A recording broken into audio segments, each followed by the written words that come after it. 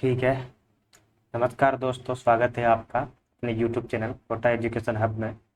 आज ये जो पेपर हम सॉल्यूशन करने जा रहे हैं, ये छत्तीसगढ़ सेट का पेपर है जो अभी 2024 का है। ये इसी साल हुआ है, मतलब अभी। और इसमें लगभग जो हिंदी वाले प्रश्न थे 100 प्रश्न, हम उन्हीं की व्याख्या करेंगे, उन्हीं को विस्तार से समझाएंगे। ठीक है ना? तो ठीक है, शुरू करते हैं। बाकी पेपर आसान था, ठीक ठाक था। और आपको पता होगा कि यूजीसी नेट का जो सिलेबस होता है ना, किसी भी सेट के पेपर का भी वही सेम सिलेबस होता है।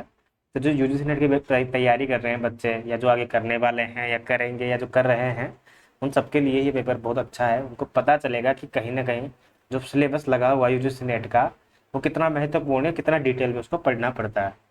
तो चलिए शुरू करते हैं। पहला प्रश्न देखो आप। देखो कुछ प्रश्न जो है वो तो काफ़ी आसान है, तो आप आसानी से कर लोगे, आप उनको कोई दिक्कत नहीं है। और मैं आपको बताता चाहूँगा कि अगर वैसे प्रश्न फिर एग्जाम में आएंगे तो आपको क्या पढ़ना चाहिए। जैसे पहला प्रश्न है कि संविधान के निम्नलिखित अनुच्छेदों में से राजभाषा हिंदी का प्रावधान किया गया है कौन से अनुच्छेद में, है ना भाई? 343 से 351 में, 245 से 251 में, 151 से 152 में, या 352 से 363 में। तो देखो, इसका जो सही उत्तर होगा वो 343 से 351, क्योंकि संविधान के लिए जो राजभाषा हिंदी का प्रावधान है वो अनुच्छेद 343 से लेकर 351 तक किया हुआ है। तो हमको ये सारे याद होने चाहिए। अनुच्छेद 343 है जिसमें कहा है कि राजभाषा हिंदी होगी और देवनागरी लिपि होगी, इसके बारे में कहा गया है। और साथ में ये भी कहा गया है जो अंतर्राष्ट्रीय अंक ही हम प्रयोग में लेंगे। और 351 में जो है वो राजभाषा हिंदी के प्रचार प्रसार के लिए कार्य करेंगे। तो ये 343 से लेकर 351 वाला आप पढ़ जाना, आगे जो भी एग्जाम होगा आपके वो काम आएगा उसमें। दूसरा प्रश्न अगर हम देखें, उनको मिलान करना है। तो देखो, दाल भात, चरण कमल, जनक सुता और पंचनद, अब ये दिया हुआ है। अब देखो, आपने सुना होगा बीच में कि जब बीच में जब डैश लगा होता है तो वो दो होना चाहिए। लेकिन देखो, दो जब होता है जब उसका दो अलग अलग अर्थ हो। जैसे दाल भात, अर्थात दाल और भात दो अलग अलग चीजें हो गई। चरण कमल में चरण और कमल नहीं होगा, ऐसा है बिल्कुल, है ना? यानी कि कमल के समान चरण है जिनके। ठीक है ना? और जनक सुता यानी कि जनक की पुत्री। ठीक है ना? की पुत्री यानी कि जनक की सुता। अब यहाँ पे की आ गया, तो इसलिए जो इसका आंसर होगा वो कैसे होगा? और पंचनंद, पांच नदियां। तो संख्या आती है जब तो द्विगु समास होता है, ये द्विगु समास लगा दिया हमने। जब और या आता है ना, और या फिर या, तथा तथा, तब हम द्वंद्व समास लगाते हैं। तो दाल भात का हो जाएगा द्वंद्व। चरण कमल, चरण कमल मतलब कर्मधारय समास हो जाएगा। और जनक सुता में हो जाएगा तत्पुरुष समास। ठीक है ना? तो ये इसका सही उत्तर हो जाएगा। ए में 4, जनक सुता। ठीक है ना? बी में 3, सी में 1, डी में 2। ठीक है ना? ये सही उत्तर हो जाएगा। जनक सुता मतलब जनक की सुता। और वैसे भी जब हम तत्पुरुष समास करते हैं तो उसमें बीच में कारक चिन्ह आते ही आते हैं। ठीक है ना? और ये देखो, तीसरा प्रश्न हमारा कहता है कि निम्नांकित स्वरों को उनकी विशेषताओं के अनुसार जोड़ना है हमको। ठीक है ना? तो देखो, यहाँ पे कुछ स्वर दिए हुए हैं, जैसे ऊ, पूरा ऊ, बड़ा वाला ऊ दे रखा है। अब बड़े वाले ऊ को जैसे हम पूरा बोलते हैं तो पूरा गोल व्रत बनता है, तो समव्रत स्वर हो जाएगा, है ना? तो जो बड़ा वाला ऊ हो जाएगा वो समव्रत हो जाएगा। आ वाला जो है विव्रत हो जाएगा। ए जो है ना, जो ए बड़ा वाला ए है, आई जिसे बोलते हैं, वो हो जाएगा अपने अर्ध विव्रत। और छोटा वाला ई हो जाएगा अर्ध समव्रत। ये याद रखना आपको। इसका जो सही उत्तर होगा वो विकल्प नंबर 2 होगा। तीसरे का सही विकल्प होगा बी। ये याद रखना, जिन्होंने भी बी लगाया है उनका सबका सही है। चौथा प्रश्न, गीता अच्छा गाती है, बहुत बढ़िया। गीता अच्छा गाती है, गाना उसकी क्रिया हो जाएगी और क्रिया की विशेषता बता रहा है अच्छा, तो ये विशेषण हो जाएगा, एडजेक्टिव जिसे बोलते हैं। तो अच्छा क्या है, किस प्रकार का निभा रहा है, ये विशेषण। ठीक है ना? विशेषता है वो। ठीक है ना? कैरेक्टर बता रहा है ना, वो अच्छा गाती है। ठीक है ना? इसलिए एडजेक्टिव जिसे बोलते हैं। ये देखो, अगला क्वेश्चन है, पूर्वी हिंदी की बोलियों का विकास किससे हुआ है? ये क्वेश्चन बहुत कॉमन है, वैसे छत्तीसगढ़ी का पेपर था इसलिए ये आना ही था, क्योंकि अर्धमागधी के अंदर क्या है ना, एबीसी भाषा आती है, अवधी, बघेली और छत्तीसगढ़ी। तो ये तो आना ही था वैसे भी प्रश्न। लेकिन ये भी आता है कि पश्चिमी हिंदी के अंदर कौन सी, या पश्चिमी हिंदी का विकास कौन से अपभ्रंश से हुआ है। ठीक है ना? ब्राह्मण अपभ्रंश से कौन सी भाषा निकली है? ब्राह्मण, लहंदा, पिसाची, महाराष्ट्री, जो भी होता है ना वो, इनका प्रश्न पूछा जाता है। मागधी अपभ्रंश का पूछा जाता है। ठीक है ना? शोर सैनिक का तो पूछा जाता है। ये सारी चीजें याद होनी चाहिए और ये बहुत आसान है। और ये जो भाषा वाला चैप्टर है ना, लिपि वाला, सॉरी, ये अपभ्रंश वाला, ये बहुत आसान है। इसमें से प्रश्न कभी गलत मत करना, वरना बहुत नुकसान होगा। पांचवे का आंसर हो जाएगा डी। छठा प्रश्न है कि बैंकों में जब हिंदी और अन्य भारतीय भाषाओं में कामकाज को आसान बनाने के लिए सॉफ्टवेयर तैयार किया गया था, उसका नाम क्या है? उसका नाम होगा बैंक मित्र। डी इसका सही उत्तर होगा। अब सातवां प्रश्न है कि स्वरित में सुर की स्थिति क्या होती है? स्वरित एक प्रकार का वो होता है जिसमें एक समान लय होती है। एक समान लय का मतलब होता है कि न तो ज्यादा नीचे होता है न ज्यादा ऊपर होता है, एकदम बराबर लय के साथ चीजें कहती है, मतलब लय से संबंधित है ये, जब हम उच्चारण करते हैं ना उससे संबंधित है ये। तो न नीचे न ऊपर, ये स्वरित में सुर की स्थिति एक समान होती है। तीसरा विकल्प सही होगा, सातवें का आंसर होगा 3। मानक भाषा से क्या तात्पर्य? मानक भाषा स्टैंडर्ड जिसे कहते हैं हम, तो मानक भाषा को हम साहित्यिक भाषा भी नहीं कहते हैं। लोक भाषा मानक नहीं होती है। मानक भाषा होता है परिनिष्ठित भाषा जिसे कहते हैं, वो परिनिष्ठित भाषा जो है मानक भाषा होती है, ठीक है ना। नौवां प्रश्न देखो, कौन सी लिपि हिंदी का सॉफ्टवेयर नहीं है? कौन सी लिपि हिंदी सॉफ्टवेयर नहीं है? मतलब देखो कहीं ना कहीं ये वाला जो प्रश्न है ना थोड़ा सा मुझे डाउटफुल लग रहा है, क्योंकि पहली बात तो लिपि देवनागरी होती है, हिंदी कोई लिपि नहीं है। बट इसमें एक बार देख लेना क्या आंसर होना चाहिए। और वैसे भी जब हमने सर्च किया तो श्रीलिपि सुलिपि वगैरह कुछ नहीं मिला। या फिर हो सकता है इस प्रश्न को पूछने के पीछे ये तात्पर्य रहा हो कि निम्नलिखित में से कौन सा लिपि हिंदी का सॉफ्टवेयर है। तो मेरे ख्याल से नो का आंसर वैसे तो डी होना चाहिए। बाकी मैं डाउटफुल हूँ, बाकी एक बार आप अपना कमेंट करके बताना कि नो का आंसर क्या होना चाहिए। मुझे तो थोड़ा सा डाउटफुल प्रश्न लग रहा है ये, मैं चेक करके ही बता पाऊंगा इसको, ठीक है ना। बाकी डी लग रहा है मुझे, जिन्होंने डी लगाया मुझे हिसाब से सही है। किसी को अगर कोई उत्तर लगता है तो मुझे कमेंट करके जरूर बताना। 10वां प्रश्न देखो आप, बड़ा अच्छा प्रश्न है कि प्रथम प्राकृत के नाम से जाने वाली भाषा कौन सी है? देखो प्रथम प्राकृत होती है और एक होती है उत्तर प्राकृत, ठीक है ना। ठीक है, तो देखो क्या होता है ना, जब हमको पता है कि सबसे पहले वैदिक संस्कृत बोली जाती थी, फिर आती है अपने लौकिक संस्कृत, ठीक है ना, फिर आती है अपनी पाली, फिर आती है अपने प्राकृत, फिर आती है अपने अपभ्रंश, ठीक है ना। तो मुझे बताओ वैदिक के बाद उत्तर वैदिक कौन सी हो जाएगी? लौकिक। लौकिक के बाद उत्तर वैदिक कौन सी हो जाएगी? पाली। और पाली के बाद उत्तर पाली कौन सी हो जाएगी? प्राकृत। उसी प्रकार से प्रथम प्राकृत कौन सी हो जाएगी? प्रथम प्राकृत हो जाएगी उससे पहले की, तो पाली इसका आंसर हो जाएगा। ये क्रम आपको याद रखना है, ठीक है ना। प्रथम प्राकृत के नाम से जाने वाली भाषा पाली है। रहीम की जो नायिका भेद है उसकी रचना किस ग्रंथ के आधार पर की थी? नंददास की रसमंजरी के आधार पर जो है रहीम ने नायिका भेद की रचना जो है वो नंददास की रसमंजरी के आधार पर की थी, ठीक है ना। 11वें का आंसर हो जाएगा सी। 12वां प्रश्न देखो, मिश्र बंधु के लेखकों में से जिसका नाम सही नहीं है? ईमानदारी से बताओ, अभी तो अपने कल ही पढ़ा था ये। कल क्या हर पेपर में पढ़ते हैं अपन, जब भी मिश्र बंधुओं का जिक्र आता है तो मैं आपको जरूर बताता हूँ कि मिश्र बंधुओं में 3 नाम शामिल है, श्याम बिहारी, गणेश बिहारी, सुखदेव बिहारी। और ऑप्शन में कृष्ण बिहारी मिश्र जरूर देगा वो, पर आप उसको गलत कर देना क्योंकि वो उसका भाई नहीं है। वो मिश्र बंधुओं में से 3 भाई जो है उसमें कृष्ण बिहारी मिश्र नहीं है, तो ये याद रखना आप। डी इसका सही उत्तर होगा, ठीक है ना। कृष्ण बिहारी मिश्र वही है जिन्होंने देव और बिहारी रचना लिखी है। हाँ, देव और बिहारी जो रचना लिखी है वो कृष्ण बिहारी मिश्र ने लिखी है। इसमें देव को बड़ा कवि माना है, और बिहारी और देव नाम से जो पुस्तक लिखी है वो लिखी है लाला भगवान दीन ने, जिसने बिहारी को बड़ा कवि माना। 13वां प्रश्न देखो कि लोग है लागी कवित्व बनावत, मोहित मोरे कवित्व बनावत। आसान पंक्तियां है। रीतिकाल में रीति मुक्त कविता के प्रतिनिधि कवि घनानंद की कविता है ये, ठीक है ना। कि लोगन है लागित, तो आपको कम से घनानंद की, देव की, केशव दास की, मतीराम की, भिखारी दास की, इनकी पंक्तियां तो कम से कम याद ना हो तो कम से कम इस प्रकार से याद कर लो कि ऑप्शन देख के तो याद आ जाए, ठीक है ना। 13वें का आंसर हो जाएगा घनानंद। 14वां प्रश्न देखिए कि आवारा मसीहा किसकी जीवनी है? आवारा मसीहा विष्णु प्रभाकर के द्वारा लिखी गई एक पुल का काम करती है हिंदी भाषा और बांग्ला के बीच में। शरद चंद्र चट्टोपाध्याय है ना, शरद की जीवनी है, शरद चंद्र चट्टोपाध्याय की जीवनी है, बहुत बढ़िया जीवनी है, ठीक है ना। 74 या 64 में इसका प्रकाशन हुआ था, 1974 के आसपास। 15वां प्रश्न देखो आप, सरस्वती पत्रिका के संपादक कौन नहीं थे? पूछ रहा है।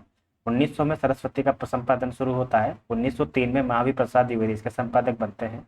श्याम सुंदर दास जब शुरुआत हुई थी 1900 में, तब ये संपादक थे, तो एक ये सही हो जाएगा। महावीर प्रसाद द्विवेदी तो बहुत ही मुख्य थे, जिसके काल में सरस्वती को एकदम गोल्डन काल कहा जाता है।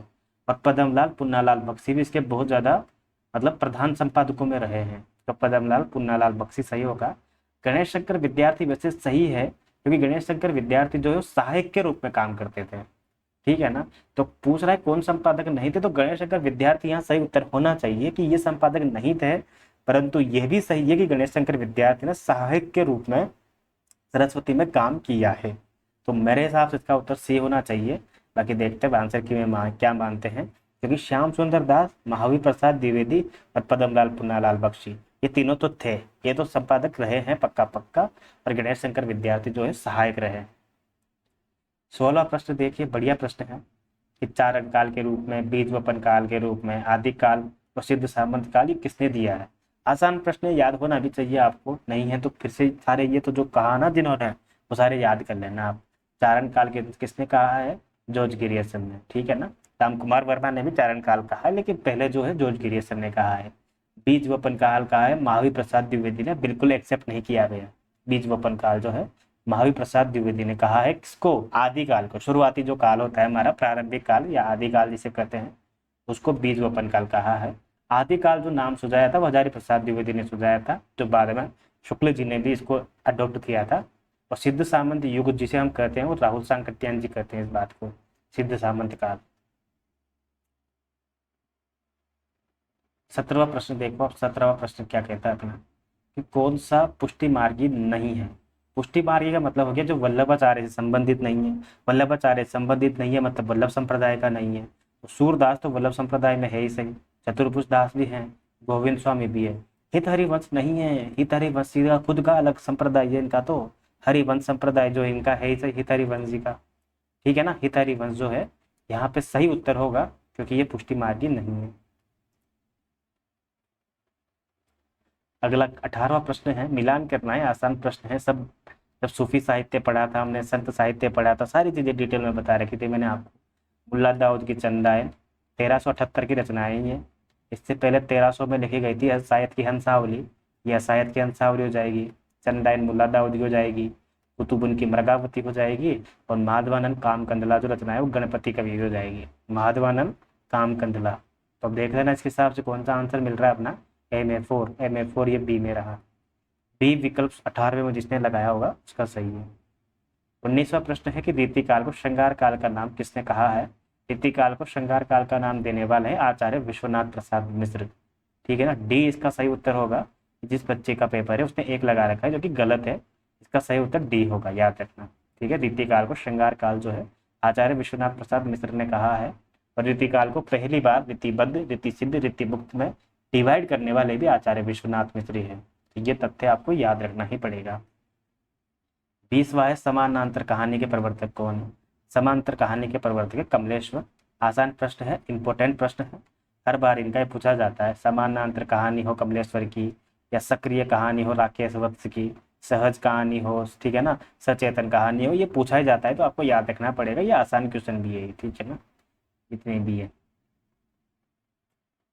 21वां प्रश्न है, भारतीय काव्यशास्त्र से है। अनुमितिवाद, भुक्तिवाद, उत्पत्तिवाद और अभिव्यक्तिवाद। अभिव्यक्तिवाद सबको पता है कि डी में 1 हो जाएगा, अभिनव गुप्त का अभिव्यक्तिवाद, ठीक है। अनुमितिवाद किसका हो जाएगा, अनुमाप्य, अनुमापक के आधार पर संबंध बताने वाले, वो जो पंक्तियां आती है ना, व्यभिचारी, क्या नाम है उसका यार, अरे यार, संयोगादृश निष्पत्ति है ना, बहुत अच्छी पंक्तियां हैं वो, जो भरत मुनि कहते हैं, ठीक है ना। व्यभिचारी भी मुझे मेरे मुंह से स्लिप हो रही है बिल्कुल ही, और बहुत अच्छी पंक्तियां है। तो उसमें क्या होता है, जो रस की पंक्तियां जो बताते हैं ना, वो रस सिद्धांत में भरत मुनि उनकी व्याख्या करते हैं चारों के चारों, भट्ट, लोलट, शंकुक, नायक और अभिनव गुप्त। तो जो अपने अपने सिद्धांत बताते हैं, ये रस की निष्पत्ति की अलग अलग व्याख्या करते हैं कि ये किस प्रकार से रस की निष्पत्ति होती है। पढ़ेंगे, सब पढ़ेंगे अपन डिटेल में। अनुमितिवाद सिद्धांत तो जाएगा अपना किसका, ठीक है ना, अनुमिति हो जाएगा शंकुक का। भुक्तिवाद जो दर्शन हो जाएगा वो नायक का हो जाएगा, भट्ट नायक का। उत्पत्तिवाद, आरोपवाद, ये सारे का सारे नाम हो जाएगा भट्ट लोलट का, जिसे उत्पत्तिवाद भी कहते हैं, आरोपवाद भी कहते हैं। पहला उत्तर सही हो जाएगा 21वें में 1, जिसने लगाया उसका सही हो जाएगा यहाँ। 22वें का उत्तर बताइए आप। ये देखो, अभी ये पंक्तियां मैंने कल परसों की दिन ही पढ़ी थी ना, यूट्यूब पे डाली हुई थी। चिर जीवो चोरी जुरे क्यों न सने गंभीर, वो घटी ये वृषभानु जब वह हलदर के वीर। अर्थात ये पूरे वाक्य में एक जादू है कि को घटिय वृषभानुजा, इस वाक्य में वक्रता है क्योंकि वाक्य वक्रता होगा यहाँ पे। कैसे होगा? अगर यहाँ पर एक भी शब्द हटा दूं ना मैं, तो इस पूरे वाक्य का अर्थ बदल जाएगा, क्योंकि यहाँ पे दो अर्थ निकल रहे हैं। कौन सा? को घटिय वृषभानुजा, ये कोई एक दूसरे से कम नहीं है। एक तो साक्षात वीर बाप यानी कि वृषभानु जी की पुत्री है, साहसी पुत्री, और दूसरी तरफ वीर बलवान हरदर का भाई यानी कि बलराम का भाई कृष्ण है। तो इन दोनों की जोड़ी तो चिरंजीवी रहेगी रहेगी ना, जिंदगी भर खुशहाल रहेगी, मस्त रहेगी एकदम, ऐसा है। दूसरा अर्थ निकल रहा है को घटिय वृषभानुजा, अर्थात एक तरफ तो बैल की अनुजा अर्थात बैल की बहिन गाय है, और दूसरी तरफ हलदर का वीर यानी कि किसान का भाई, किसान का बेटा या किसान का भाई बैल है। तो बैल और गाय की तो जोड़ी वैसे भी सदा सदा बनी रहती है। तो मुझे लगता है वाक्य वक्रता यहाँ सही उत्तर होगा। जो वक्रता सिद्धांत हम पढ़ते हैं कुंतक का, उसमें से ये पंक्तियां ली गई है। वक्रता सिद्धांत में वक्रता को 6 भागों में बांटा गया है। सबसे पहले का नाम है वर्ण वक्रता, दूसरे का नाम होता है पद परार्थ, तीसरे का नाम है पद पूर्वार्ध, चौथे का नाम होता है वाक्य वक्रता, पांचवे का नाम होता है प्रकरण वक्रता, और छठे का नाम होता है प्रबंध वक्रता। ये क्रम है, इसी क्रम में याद करना पड़ता है। बहुत आसान चीजें हैं ये, अगर हम इसको कड़ी से कड़ी जोड़ कर देखते हैं तो आसान लगता है ये। 23वां प्रश्न देखिए कि प्रतीयमान शब्द का संबंध किस सिद्धांत से है? प्रतीयमान, ये बहुत ही फेमस सिद्धांत है, ध्वनि सिद्धांत, बहुत ही कारगर साबित हुआ ये। इसमें रस और ध्वनि का समावेश मिल जाता है।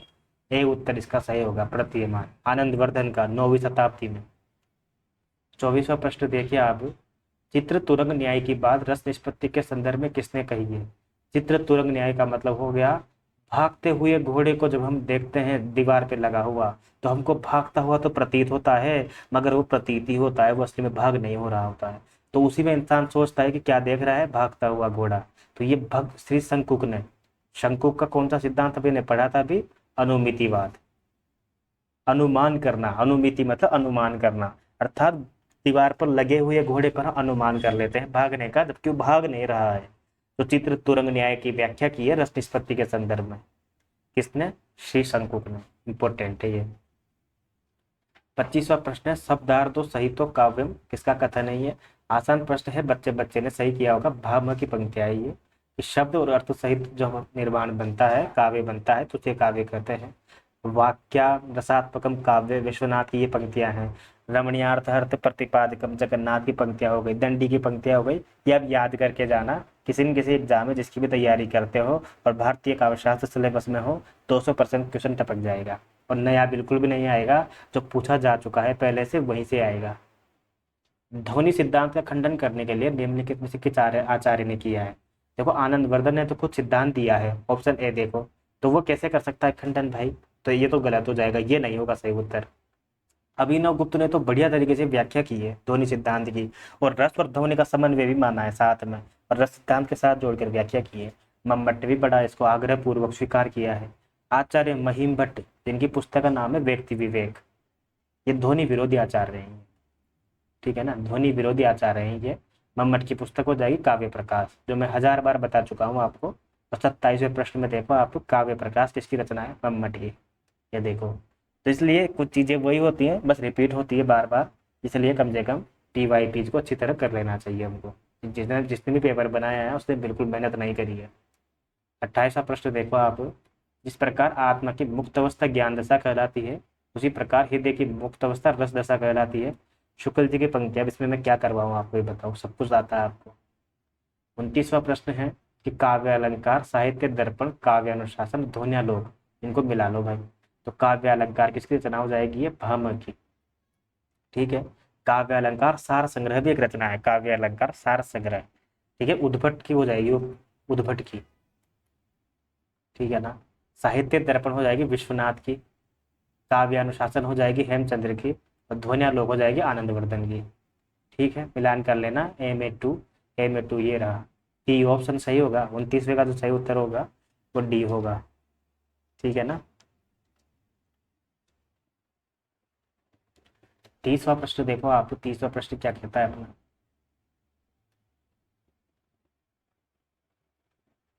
कि फिर से मिलान करना। यार मिलान वाले प्रश्न बहुत पूछे हैं और आसान पूछे हैं। ये सिद्धांत कौन कौन सा है? आनंदवर्धन का मिलान कर लेंगे ध्वनि सिद्धांत से, वामन का अपना रीति सब है ही से, रीति रस्य काव्यस्य आत्मा, ये रीति ही काव्य की आत्मा है। मम्मट का अपना कौन सा हो जाएगा, मम्मट का, अच्छा, वाह, मम्मट का सिद्धांत है ही नहीं इसमें तो भाई, कि भाई ये वक्रोक्ति हो जाएगा, पर पता नहीं क्यों दिया है इसने। तो मम्मट ने का सिद्धांत इसमें है ही नहीं, तो शैलेंद्र का हो जाएगा औचित्य सिद्धांत। तो प्रश्न के अनुसार और प्रश्न की प्रकृति के अनुसार तो हमें सही उत्तर लगाएंगे, वो लगाएंगे ए। ठीक है ना, क्योंकि वक्र से क्यों दिया मतलब मम्मट को, ये बताइए। यहाँ इसकी जगह होना चाहिए था कुंतक, मम्मट की जगह कुंतक होनी चाहिए था, क्योंकि मम्मट तो रस और ध्वनिवादी आचार्य हैं देखा जाए तो, जबकि वक्रोक्ति सिद्धांत तो अलंकार सिद्धांत है ना। तो मुझे लगता है तो डिलीट होगा ये, बाकी प्रश्न की प्रकृति के अनुसार तो ए उत्तर सही होगा इसका। ठीक है ना। 31वां प्रश्न देखो आप, किस दर्शन में यथार्थ, समग्रता और कर्मबद्धता को नकारा गया है। भैया किसी एक का आधिपत्य नहीं होगा। क्यों, कौन होता है भाई ये कि 10 लोगों को चलाने के लिए एक अकेला आदमी होगा, नहीं, 10 के 10 आदमी अपनी सरकार खुद बनाएंगे, 10 के लोगों का अपना अपना मत है। अर्थात समग्रता को अस्वीकार करता है, बहुलता केंद्रवाद का क्या करता है, खंडन करता है, यथार्थ जो हो रहा है उसको नकारता है। अर्थात प्रत्येक होने मात्र का खंडन करने वाला जो सिद्धांत है उसे हम कहते हैं उत्तर आधुनिकतावाद। आधुनिकतावाद अलग चीज है, आधुनिकता मतलब होता है मॉडर्निज्म, ठीक है ना, और उत्तर आधुनिकतावाद होती है पोस्ट मॉडर्निज्म, एक नंबर आगे, बहुत अलग, जो हर चीज का खंडन करती है और जो ऑलरेडी से जो खंडित थे ना उनका समर्थन करती है। बोला खंडित कौन थे, जैसे थर्ड जेंडर उसका समर्थन करती है, गे समलैंगिक उसका समर्थन करती है, इधर से हाशिए पर जो लोग हैं जैसे दलित साहित्य का समर्थन करती है, स्त्री चेतना का समर्थन करती है। तो जो पहले से था उसका तो विरोध करती है, और जो पहले से जिसको नकारा गया था उसका समर्थन करती है। उत्तर आधुनिकता बहुत बढ़िया चीज है, समझ में नहीं आई तो बताना मुझे, है ना, फिर अपन करवाएंगे इनको डिटेल में। वैसे भी रामायण मेला जो है आयोजन की परिकल्पना किस विचारक की है, रामायण मेला के आयोजन की, ये वो वाला हो जाएगा, व्यक्तित्व वाली जो यूनिट है ना उसमें से है, राम मनोहर लोहिया। राम शिव और श्याम के ऊपर एक पुस्तक भी है इनकी, राम कृष्ण और श्याम नाम से, बढ़िया पुस्तक है, राम मनोहर लोहिया, इसका आंसर हो जाएगा डी 32वें में। 33वां देखिए, ये समाज पूछ नहीं थे यार, ये तो अपन ने जब पांडे वाली, सॉरी, नगेंद्र वाली पुस्तक पढ़ी थी तब भी मैंने आपको बताया था विस्तार से कि ये समाज सारे के सारे इंपॉर्टेंट है। सबसे पहले जिस टाइम पे 1826 के आसपास राजा राम मोहन राय ने ब्रह्मा समाज की स्थापना की, ए में 3 हो जाएगा, ए में 3 है, देखो एक ही ऑप्शन में सी उत्तर सही हो जाएगा, 32वें में सी। फिर उसके बाद आर्य समाज की स्थापना की थी दयानंद सरस्वती ने। सत्य शोधक समाज है अपना ज्योतिबा फूले का, और प्रार्थना समाज है गोविंद रानडे का। ठीक है ना। 34वां देखो आप, ये कुछ आई थिंक ये आत्मकथा है ये, हाँ बिल्कुल सारी की सारी, मुझे एक तो अपने अपने पिंजरे तो है ही सही, जूठन भी आत्मकथा है। ये शिकंजे का दर्द है, शिकंजे का दर्द, और ये मुर्दैया है। ठीक है ना। तो देखो मुर्दैया तो आपके सिलेबस में लगी हुई है, तो तुलसी राम की हो जाएगी ये तो। ठीक है, क्योंकि अपने अपने पिंजरे 1995 में लिखी गई है, मोहनदास नेमिशराय की आत्मकथा है ये। ठीक है ना। झूठन किसकी हो जाएगी, झूठन ओम प्रकाश वाल्मीकि की, झूठन ओम प्रकाश वाल्मीकि की। मुर्दैया तुलसीराम ने लिखी थी 2010 में, पहला पार्ट, मणिकर्णिका का दूसरा पार्ट, और शिकंजे का दर्द सुशीला टांक भोरे। लिख के ले लो आप, इसको अंडरलाइन कर लेना, शिकंजे का दर्द आपसे सीधा पूछेगा अगली बार, सीधा सीधा पूछेगा, कोई मिलान करने के लिए नहीं। तो शिकंजे का दर्द किसकी आत्मकथा है, खत्म बात। 35वां प्रश्न देखो आप, यदि समाजवाद को 2 शब्दों में परिभाषित किया जाना है तो वह है समानता और समृद्धि। ये पंक्तियां किसकी है, ऑप्शन है महात्मा गांधी, कार्ल मार्क्स, अम्बेडकर और राम मनोहर लोहिया। यदि समाजवाद को 2 शब्दों में परिभाषित किया जाना है तो वो है समानता और समृद्धि। देखो कार्ल मार्क्स अगर बात करता है तो कार्ल मार्क्स थोड़ा सा क्या ना अपर लेवल की बात करता है, समाजवाद का सिद्धांत तो देता है वो, चलो साम्यवाद का हम जिसे कहते हैं, परंतु समानता और समृद्धि की बात जिस यूनिट की बात करते हैं हम, जो यूनिट इनके लिए बनी है वो होगी अपने अम्बेडकर। तो सी उत्तर इसका होना चाहिए, 35वें का सी। बाकी आपको क्या लगता है अपने विचार प्रकट कीजिए, बाकी 35वें का सी होना चाहिए, ये 100% श्योर है। 36वां प्रश्न देखिए, डॉक्टर रामविलास शर्मा ने हिंदी नवजागरण के कितने चरण माने हैं। डॉक्टर रामविलास शर्मा ने हिंदी नवजागरण के 3 तो आधुनिक काल में हो गए थे लगभग, एक 4 चरण होंगे इसका आंसर पक्का। 36वें का आंसर जो होगा 4 चरण। डॉक्टर रामविलास शर्मा जो है हिंदी नवजागरण, जातीय शब्द इनका प्रयोग बहुत करते हैं, जातीय शब्द आ जाए नवजागरण का, समझ लीजिए रामविलास शर्मा की बात हो रही है। हिंदी नवजागरण के कितने चरण माने हैं, 4। मनोविश्लेषणवाद से प्रभावित कौन सी कृति नहीं है। मनोविश्लेषण मतलब फ्रॉइड का मनोविश्लेषण, जिसमें अंतर्द्वंद की बात की जाए, व्यक्ति के अंतर्मन की। तो देखो शेखर एक जीवनी, पूरी सबको पता है। फ्रॉइड की मनोविश्लेषणवाद से संबंधित है, प्रभाव है। जहाज का पंछी, सन्यासी, ये किसके उपन्यास है ना, ये उसके क्या नाम है उसका यार, वो श से नाम आता है ना उसका यार। जहाज का पंछी, जिप्सी है उसका उपन्यास है एक। सुनीता तो जैनेंद्र का है ही सही, ये भी मनोविश्लेषणवादी है। ठीक है ना। ये जहाज का किसका, एक बार मुझे कमेंट करना। तो ये जिप्सी वगैरह, जिप्सी, सन्यासी, जहाज का पक्षी, क्या नाम है, इलाचंद्र जोशी, इलाचंद्र जोशी, इलाचंद्र जोशी का उपन्यास है जहाज का पंछी। तो महाभोज यहाँ सही उत्तर होगा। महाभोज में मनोविश्लेषणवादी प्रभाव से नहीं है, बल्कि एक राजनीतिक और एक सामाजिक प्रधान नाटक है ये, पर उपन्यास भी है ये। नाटक बाद में बनाया गया था बंधु भंडारी का। शेखर एक जीवनी यज्ञ की रचना हो जाएगी। 38वां प्रश्न है कि भारतेंदु हिंदी की जातीय परंपरा के संस्थापक है। देखो जातीय शब्द आ गया, रामविलास शर्मा के पास चले जाएंगे। वैसे भी भारतेंदु हरिश्चंद्र के ऊपर रामविलास शर्मा ने अच्छा काम किया है। भारतेंदु और हिंदी नवजागरण के ऊपर अच्छा काम किया है। अगला प्रश्न देखो आप 39वां। निम्नलिखित में से द्विवेदी युग के रचनाकार कौन है जिन्होंने द्विवेदी युग में रचना नहीं की है। अभी आज भी तो हम यही पढ़ रहे थे जब शुक्ल जी पढ़ रहे थे तब। मैत्रेयी गुप्त है, हालांकि ये काव्य के बारे में पूछ रहा है। गया प्रसाद शुक्ल स्नेही भी है। अयोध्या सिंह उपाध्याय हरिबोध भी है। माखनलाल चतुर्वेदी नहीं है। माखनलाल चतुर्वेदी को हम थोड़ा बहुत छायावाद में पढ़ते हैं और थोड़ा बहुत राष्ट्रीय सांस्कृतिक काव्यधारा के कवियों में ही पढ़ते हैं। मुख्यतः तो हम इनको राष्ट्रीय सांस्कृतिक काव्यधारा के कवियों में पढ़ते हैं, द्विवेदी युग में नहीं पढ़ते हैं। डी उत्तर सही हो जाएगा 39वें का। समता, स्वतंत्रता और बंधुता का संबंध किस दर्शन के आधार बिंदु है। आपको पता है ना, संविधान में भी ये बात लिखी हुई होती है, समता, स्वतंत्रता और बंधुता। इस किस दर्शन के आधार बिंदु है ये, अम्बेडकर दर्शन के। सी उत्तर सही हो जाएगा इसमें, समता, स्वतंत्रता और बंधुता। देखो अम्बेडकर दर्शन की सबसे बड़ी खूबी ये है, सबसे बड़ी श्रेष्ठ बात ये है कि इन्होंने स्वतंत्रता से पहले भी समता को दिया है। समता मतलब एक दूसरे में समानता का भाव। जब ये होगी पहले, तब जाके बाद में स्वतंत्रता का महत्व है, अन्यथा स्वतंत्रता का कोई महत्व नहीं है बिना समता के। अम्बेडकर दर्शन सी उत्तर होगा इसका। पृथ्वीराज रासो के अध्यायों का विभाजन हुआ है समय में, 69 समय है टोटल। ठीक है ना, 69 समय है। तो ये बहुत सारी चैप्टर्स के नाम जो होते हैं ना, वो किसी का समय में होता है। सर्ग, रश्मिरथी सर्ग में है। प्रकरण में होते ही अपने जैसे परीक्षा गुरु प्रकरण में है। कांड में रामचरितमानस है ही सही। मयूख में भी होता है कुछ, चिंगारी में भी होता है, अलग अलग कुछ भी लोग रख देते हैं। भवारी प्रसाद मिश्र की गीत फरोश कविता में फरोश का अर्थ हो जाएगा विक्रेता। गीत बेचने पे मजबूर एक रचनाकार, विक्रेता। बी उत्तर सही होगा। कामायनी का कर्म है भाव वृत्ति, क्रम वृत्ति तथा ज्ञान वृत्ति के सामंजस्य द्वारा समरसता और उसके फलस्वरूप आनंद की सिद्धि। बहुत बढ़िया। ये कामायनी का कर्म है भाव वृत्ति, क्रम वृत्ति और ज्ञान वृत्ति के सामंजस्य द्वारा समरसता और उसके फलस्वरूप आनंद की सिद्धि। ये डॉक्टर नगेंद्र की पंक्तियां आई है। ठीक है, डॉक्टर नगेंद्र की पंक्तियां आई है। ए उत्तर इसका सही हो जाएगा, 43 में ए।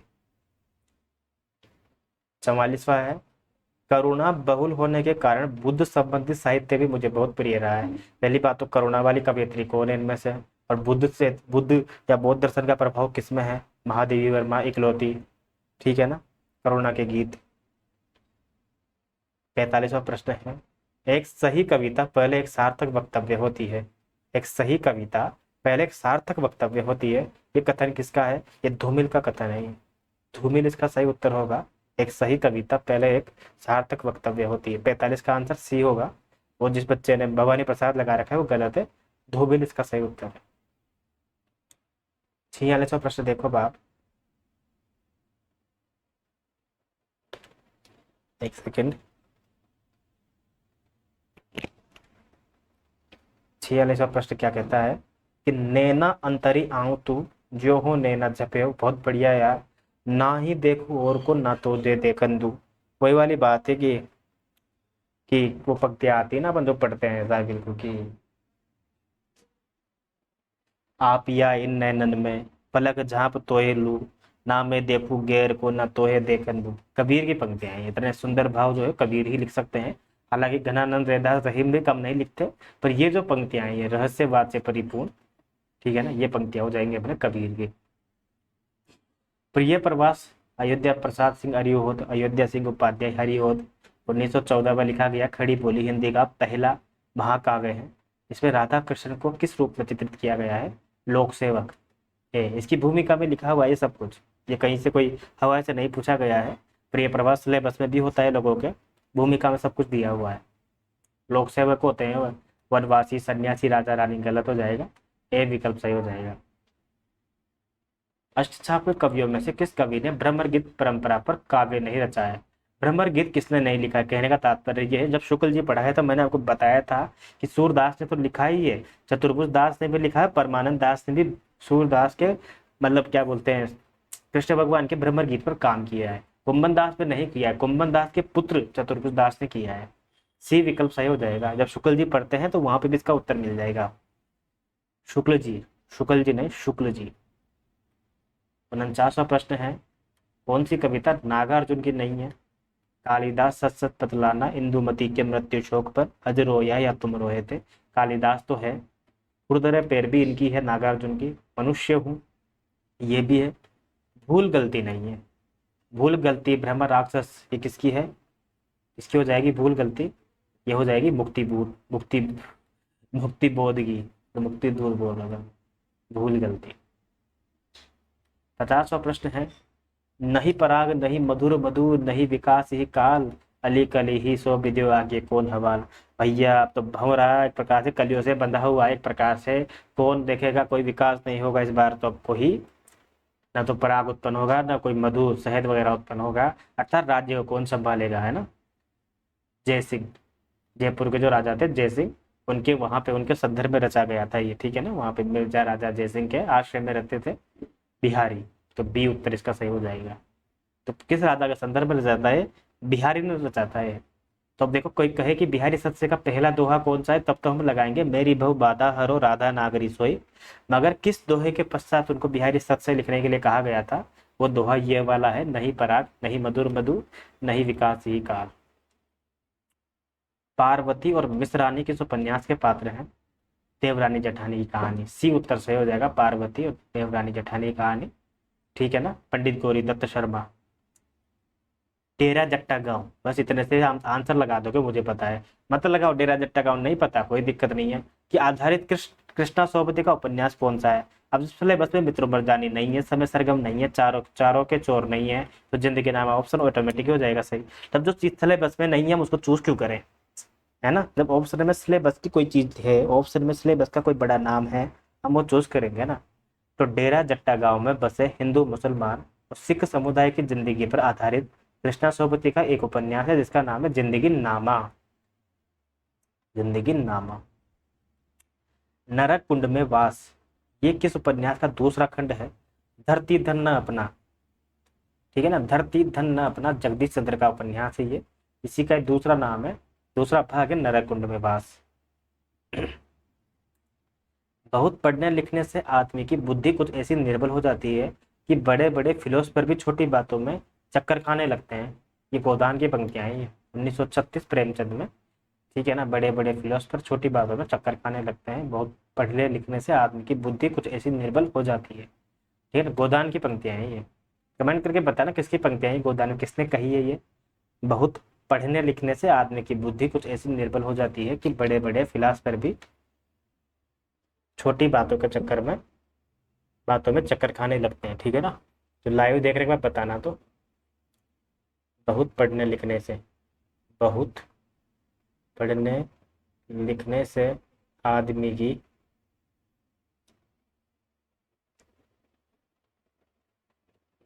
मैं चेक करता हूँ, रुको एक सेकंड।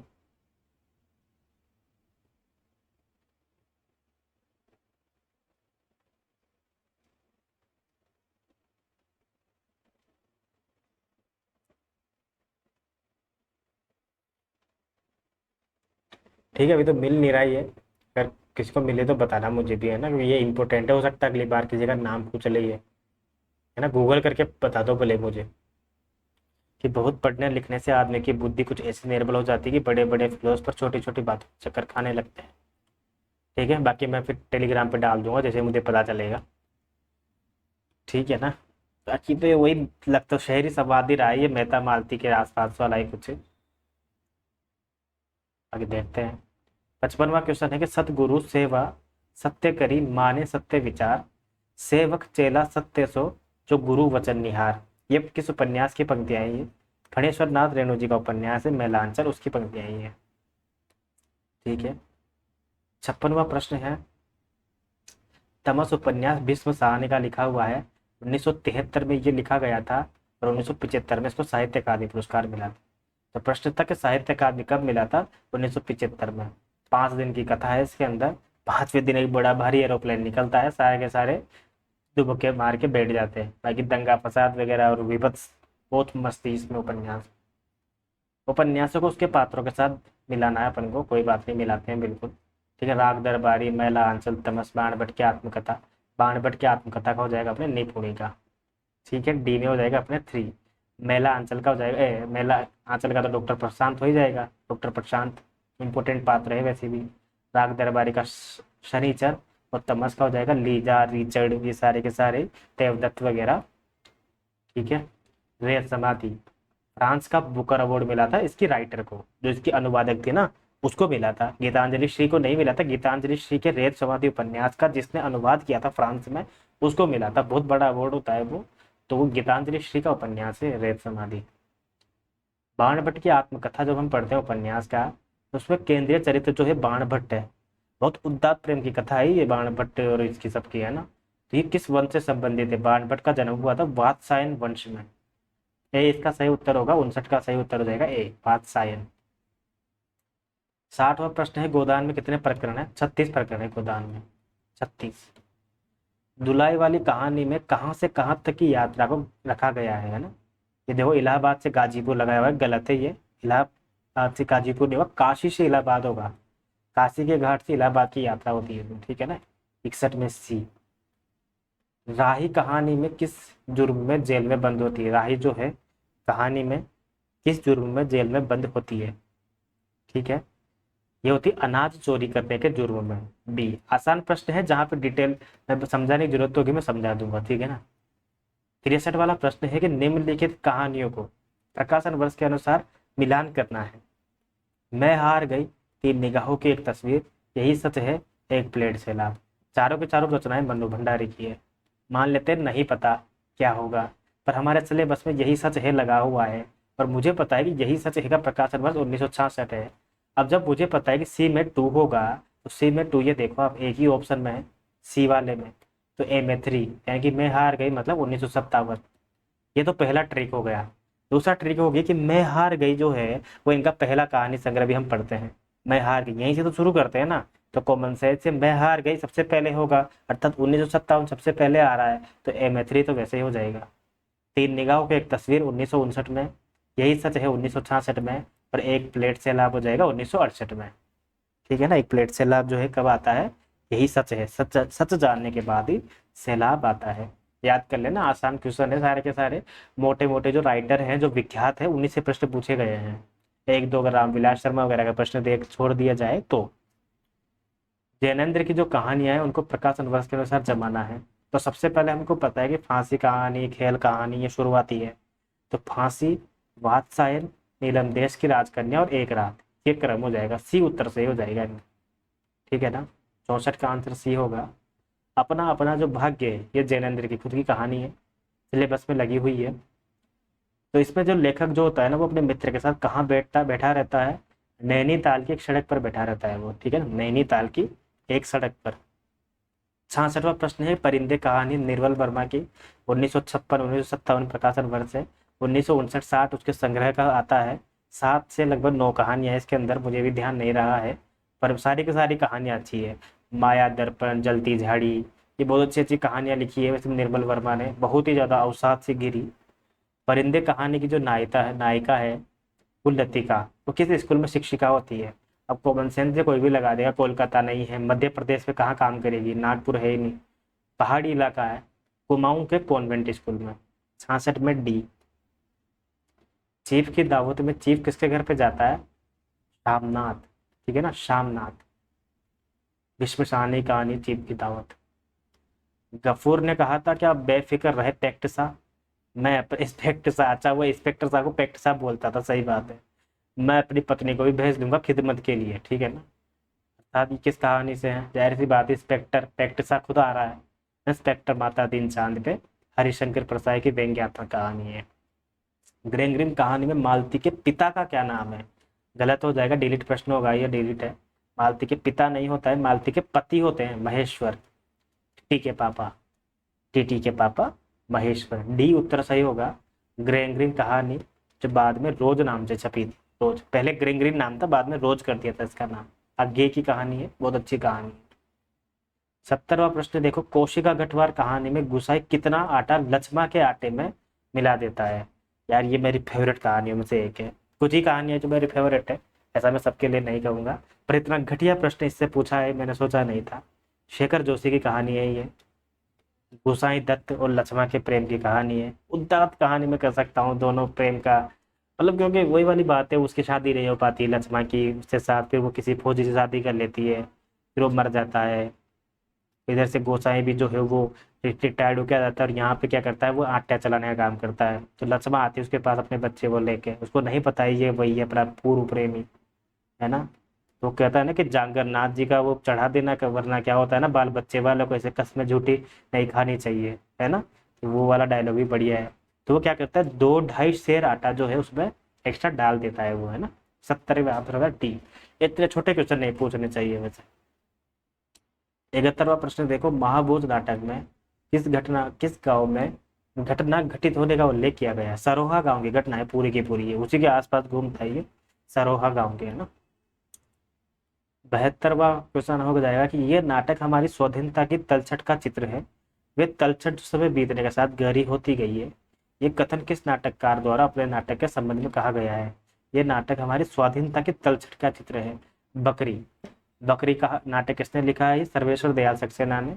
और वो कह भी रहे थे कि ऐसा नाटक नहीं लिखा जाता, अगर हिंदी में ऐसा नाटक पहले आ चुका होता, इसमें समाज की दशा को समाज की भाषा में कहा जाता, लिखा जाता। तो 72 का उत्तर हो जाएगा ए। 73वां प्रश्न देखो भैया, रामगुप्त ध्रुव स्वामिनी को किसे उपहार में देने के लिए तैयार हो जाता है? किसी ने चंद्रगुप्त लगाने का है भाई, जब अगर चंद्रगुप्त इसका इसका सही उत्तर होगा अगर, तो खुशी खुशी तैयार हो जाती ध्रुव स्वामिनी, तो कि दे दे यार चंद्रगुप्त को दे दे, मैं तो वैसे ही प्रेम करती हूँ। गलत हो जाएगा, शकराज को देने का भी है। शकराज जो होता है उसकी टीम में शिखर स्वामी भी होता है ये, तो शकराज को देने के लिए जो है रामगुप्त तैयार हो जाता है ध्रुव स्वामिनी को। 1933 में लिखा गया नाटक है ये, ना। रंगमंच की दृष्टि से जो एकमात्र नाटक लिखा था वो ध्रुव स्वामिनी था। अंधेर नगरी के किस दृश्य में बाजार का वर्णन है? पहला अंक तो हो जाएगा बाह्य प्रांत का वर्णन, दूसरे में बाजार, तीसरे में जंगल, फिर सभा, फिर अरण्य, फिर शमशान वगैरह। तो दूसरा हो जाएगा बाजार। अंधेर नगरी के किस दृश्य में बाजार का वर्णन है? दूसरे अंक में, दूसरे दृश्य में, ठीक है ना। किस दृश्य में, बल्कि अंक पूछना चाहिए इसको, ऐसा है। यह कटु अनास्था भी अपने 75वां कृष्ण है क्वेश्चन है कि यह कटु अनास्था भी अपने चरणों में स्वीकार करो।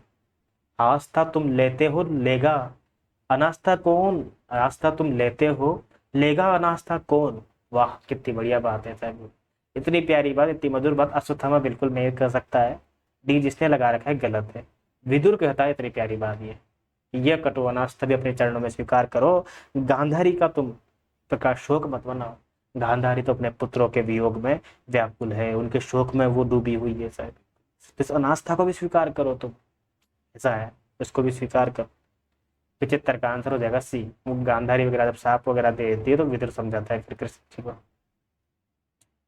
76वां प्रश्न है कि राजनीति और साहित्य की टकराहट, अब मैं सिर्फ राजनीति होता तो भी आप ऑटोमेटिक आंख बंद करके लगा देते महाबोध। सिंदूर की होली तो वही एक दिन की कथा है पूरी की पूरी, लक्ष्मी नारायण जी का नाटक है।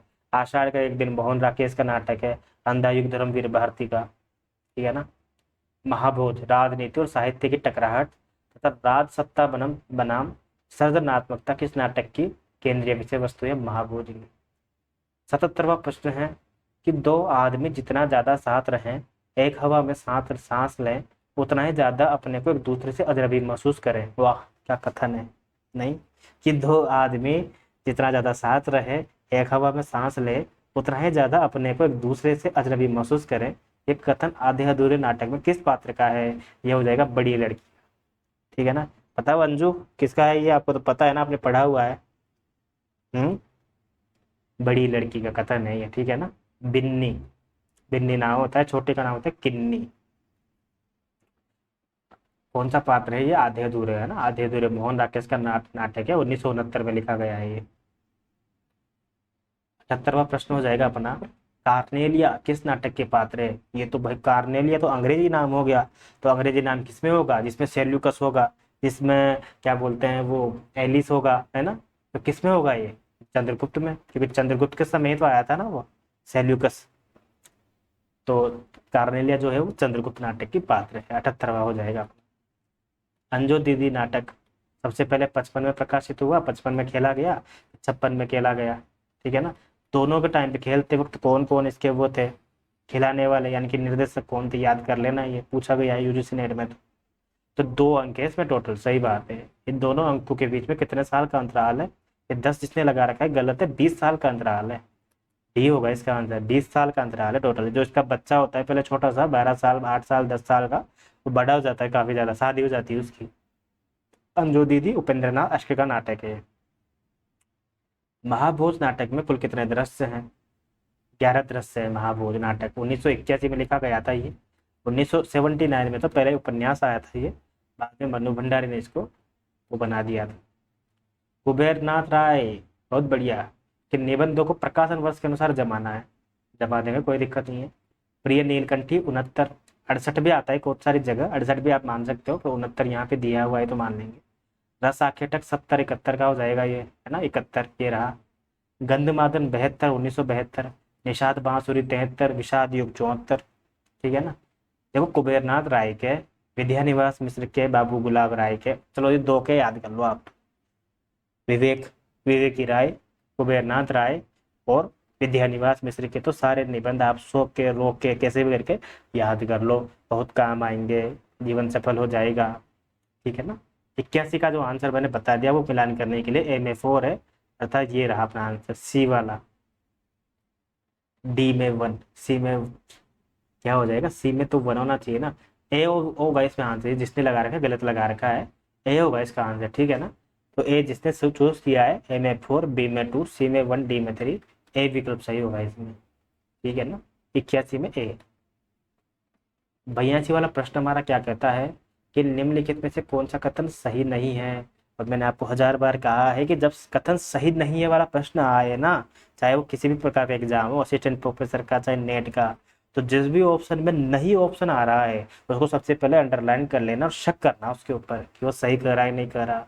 तो नहीं वाला कि कौन सा कथन सही नहीं है जिसमें नहीं आ रहा है, तो देखो डी ऑप्शन देखो कि हमारी रहन सहन, पोशाक आदि सभी बातें जातीय परिस्थिति और देश के वातावरण और देश की भावनाओं से संबंधित नहीं है। अब ये बात गलत है, क्योंकि हमारी रहन सहन, पोशाक आदि सभी बातें जातीय परिस्थिति, देश के वातावरण और देश की भावनाओं से संबंधित है, ठीक है। नहीं है, जानबूझ के घुसा दिया उसने, ठीक है ना। ये रामविलास शर्मा जी की शब्दावली है ये। 82 का आंसर हो जाएगा डी, ठीक है ना, क्योंकि ये कथन सही नहीं है।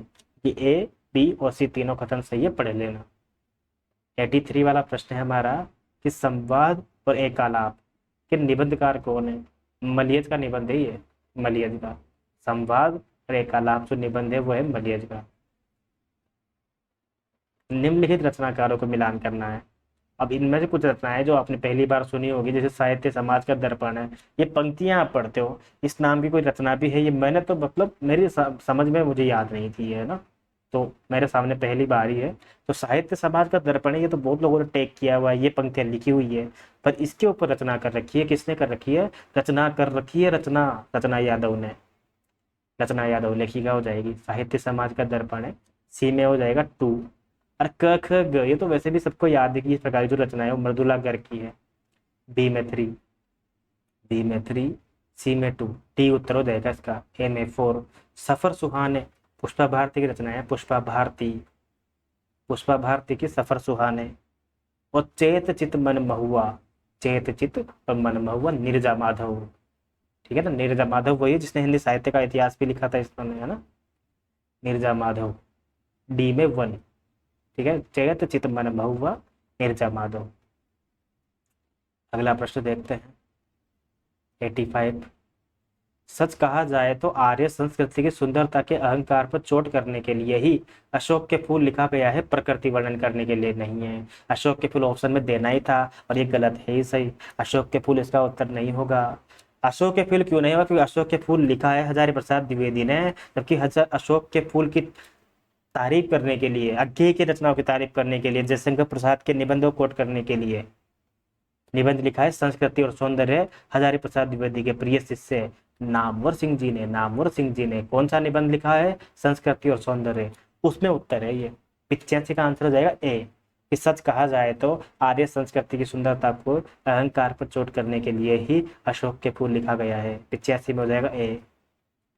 86 वाला प्रश्न है कि निम्नलिखित में से कौन सा कथन सही नहीं है? अब ये कविता क्या है वाले से प्रश्न आ जाएगा ये शुक्ल जी से, कि कविता में भाषा की शब्द शक्तियों से काम लेना नहीं पड़ता है। गलत हो जाएगा, लेना पड़ता है। मैंने कहा ना, नहीं वाले को तो पहले शक करो, है ना, कि कविता में भाषा की सब शक्तियों से काम नहीं लेना पड़ता है, बल्कि भाषा की सब शक्तियों से काम लेना पड़ता है। हालांकि नहीं, यहाँ पे भी आ रहा है, बी में भी, काव्य में अर्थ ग्रहण मात्र से काम नहीं चलता है, बिंब ग्रहण भी अपेक्षित होता है। सही बात है। और कविता तो प्रतीक और बिंबों के माध्यम से ही पूरी होती है। अगर आप डायरेक्ट ही कविता कर देंगे तो फिर वो कविता नहीं है, वो तो आपकी बात हो जाएगी। और जब आपको बात ही करनी है तो सीधा बात ही बोल दो ना, कविता क्यों लिख रहे हो, क्यों एहसान कर रहे हो, क्यों कॉपी भर रहे हो, क्यों किताब निकाल रहे हो, क्यों बोझ बच्चों के ऊपर डाल रहे हो। कविता में सब प्रतीकात्मक और बिंबात्मक होनी चाहिए, सीधे तरीके से बात नहीं करनी चाहिए। और यही बात शुक्ल जी कर रहे हैं यहाँ पर, ठीक है ना। कविता लिखो, खूब लिखो। एक हमारे है वो स्टेटस लगाए थे उन्होंने कि कवि का काम जो होता है ना, वो इसलिए नहीं होता क्यों कविता करे और वो फेमस हो, है नहीं। कवि का काम कविता करना इसलिए जरूरी है क्योंकि समाज को उसकी आवश्यकता है। लोग चाहते हैं कि हम ऐसी कविताएं पढ़ें जो हमें अंदर से एक ब्रह्मादर, क्या बोलते हैं, ब्रह्मानंद सहोदर जिसे कहते हैं ना, आनंद की अनुभूति करवाए। तो आप इसलिए मत लिखो कि आप अच्छा लिखते हो या आप लिख पाते हो, इसलिए लिखो क्योंकि दुनिया को आपकी जरूरत है, आपके लेखन की जरूरत है। ठीक बा, ठीक बा। बोर हो गए होगे ना? नहीं हुए ना?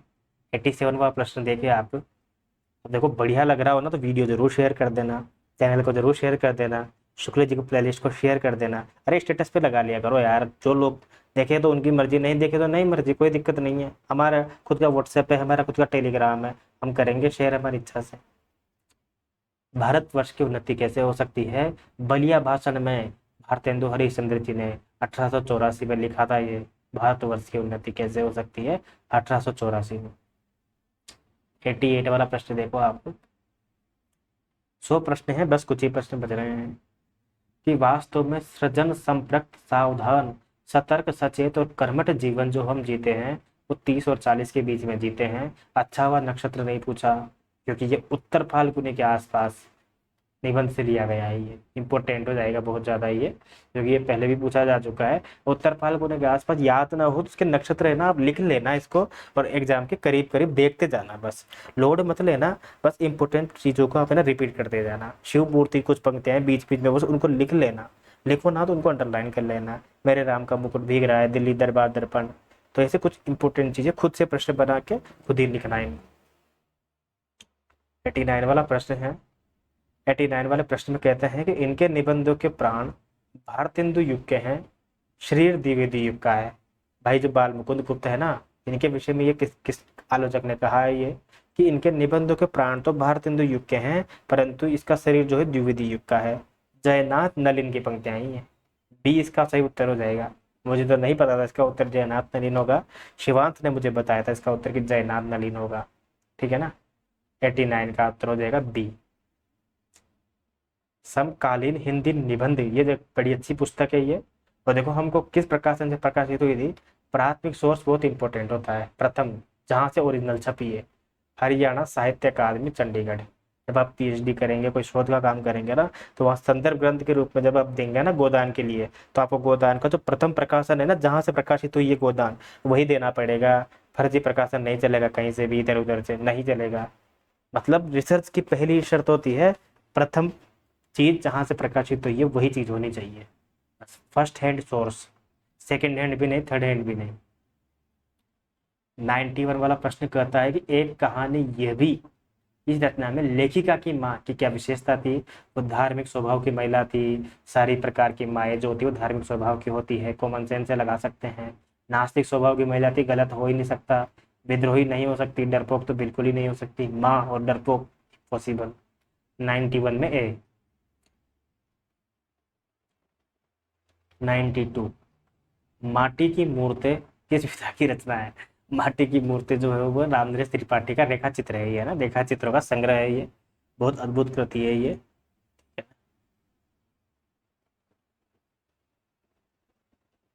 चलो बहुत बढ़िया। इसके बाद हम बात करें अगर फाइल चलने लगी, 93 वाला प्रश्न है कि फाइलें चलने लगी, फाइल चलती रही, इसी में आधा दिन गुजर गया, दोपहर को खाने पर दबे हुए आदमी के इर्द गिर्द भीड़ हो गई थी, लोग तरह तरह की बातें कर रहे थे, कुछ मनचले क्लर्कों ने मामले को हाथ में लेना चाहा। ये कथन किस अंश का है, किस पुस्तक का अंश है ये, है ना, किस कहानी से लिया है ये? कृष्ण चंद्र की कहानी जामुन का पेड़। अगर आपको पढ़नी हो तो मैंने अपने यूट्यूब चैनल पर कहानी पढ़ा रखी है, बहुत अच्छी व्यंग्यात्मक कहानी है। एक कवि होता है आदमी जो नीचे दब जाता है ना, वो कवि शायर होता है वो। पढ़ना, अच्छी कहानी है, कॉमेडी भी थोड़ी बहुत। 94 वाला है कि अगणित उन्मादों के क्षण हैं, अगणित अवसादों के क्षण हैं। ये पंक्तियां ली गई है, क्या भूलूं क्या याद करूं से। जब सिलेबस में, जब बी है हमारे सिलेबस में है, हम बसेरे से दूर क्यों लगाएंगे, हम नीर के निर्माण फिर क्यों लगाएंगे? आप उधरी चलो सिलेबस में है, पर ये नहीं होगा। रमणिका गुप्ता की आत्मकथा है आप उधरी। सही उत्तर होगा हमारा क्या भूलूं क्या याद करूं, हरिवंश राय बच्चन। भोला राम का जीवन कहाँ अटका हुआ था? भोला राम का जीव हरिशंकर प्रसाद की व्यंग्यात्मक कहानी है। पेंशन की फाइल में अटका हुआ था, पेंशन की फाइल में। 5 साल से बंदा रिटायर्ड था, पेंशन नहीं मिली थी। एक साहित्य की डायरी मुक्तिबोध ने स्तंभ के रूप में सबसे पहले किस पत्रिका में प्रकाशन हेतु भेजी थी? अब यार देखो, जब एक साहित्य की डायरी जो है सबसे पहले स्तंभ के रूप में, मुझे एक बात बताओ, सबसे पहले तो पुस्तक के रूप में तो बाद में आई वो, ठीक है ना? ठीक है। जो एक साहित्य की डायरी हो मुक्तिबोध ने स्तंभ के रूप में सबसे पहले किस पत्रिका में? देखो इसका आंसर मुझे एक बार चेक करके बताना, इसका आंसर वसुधा होना चाहिए इसका आंसर, क्योंकि पहले वसुधा के में ही वो स्तंभ के रूप में प्रकाशित होती थी, ठीक है ना? बाद में ये फिर पुस्तक के रूप में प्रकाशित हुई। बताने के बाद शिवांश इसका आंसर क्या होगा? एक साहित्य की डायरी मुक्तिबोध ने स्तंभ के रूप में सबसे पहले किस पत्रिका में प्रकाशित हुई? ठीक है ना? बाकी ठीक है ना? ए उसका सही उत्तर होगा। नया खून जिसने लगा रखा है, मेरे हिसाब से गलत है ये, ताकि एक बार चेक कर लेना। वसुधा इसका सही उत्तर होगा, पूछा गया प्रश्न है ये, भूमिका से लिया हुआ प्रश्न है ये, है ना? ठीक है। 97 वाला हो जाएगा कि लेखक के अनुसार माटी की मूर्ति में क्या चित्रित है? जिंदगी चित्रित है, जिंदगियां, है ना, जिंदगी। 97 का सी हो जाएगा। दिनकर के मत अनुसार संस्कृति के 4 अध्याय कौन कौन से हैं? देखो सबसे पहले जो हमारे भारत में 4 बड़े बड़े परिवर्तन हुए हैं वो होगा आर्य वाला, फिर तिब्बती यानी कि बौद्ध दर्शन, फिर हिंदू मुसलमान वाला जो हमारे प्रभाव पड़ा था वो बीच में मध्यकाल में, और फिर अंग्रेजी प्रभाव जो भी वर्तमान में जब ईस्ट इंडिया कंपनी का आगमन हुआ। तो डी उत्तर इसका सही होगा, 98 का डी। आप खुदरी पर लेखिका में किस बात का प्रभाव पड़ा है? आप खुदरी जो है रमणिका गुप्ता की आत्मकथा है, इस पर विखंडनवाद गलत है, जिसने भी लगा रखा है। मनोवैज्ञानिक यानी कि फ्रॉइड के मनोविश्लेषणवाद का प्रभाव है। फ्रॉइड के मनोविश्लेषणवाद का प्रभाव है, फ्राइडवाद का, जिसे फ्राइडवाद भी कहते हैं और मनोविश्लेषणवाद भी कहते हैं। ठीक है, ये उत्तर हो जाएगा हमारा 99 में। और आज का हमारा अंतिम क्वेश्चन है 100वां कि प्रेमचंद घर में, जो कि शिवरानी देवी ने लिखी हुई जीवनी है, ये कब प्रकाशित हुआ था? ये 1944 में। ठीक है, ये हमारा CG सेट का एग्जाम था, उसका 100 के 100 प्रश्न हमने कर लिए हैं। किसी भी प्रश्न में किसी प्रकार का कोई डाउट हो आपको, फटाफट मुझे कमेंट कर देना। कोई प्रश्न नहीं समझ में आया हो या किसी के उत्तर में कोई डाउट हो तो मुझे बता सकते हो आप। ये PDF मैं अपने टेलीग्राम चैनल पर डाल दूंगा अभी, तो वहाँ पर आपको मिल जाएगी आंसर समेत। और जिन क्वेश्चन में अगर हमको कमेंट आते हैं और उसमें हमको लगता है कि कोई गड़बड़ थी तो हम उसके आंसर भी टेलीग्राम चैनल पर डाल देंगे, तो आप एक बार चेक कर लेना। ठीक है, तो फिर वीडियो अच्छा लगा हो तो शेयर जरूर करना। मिलते हैं फिर, है ना? Okay, bye bye.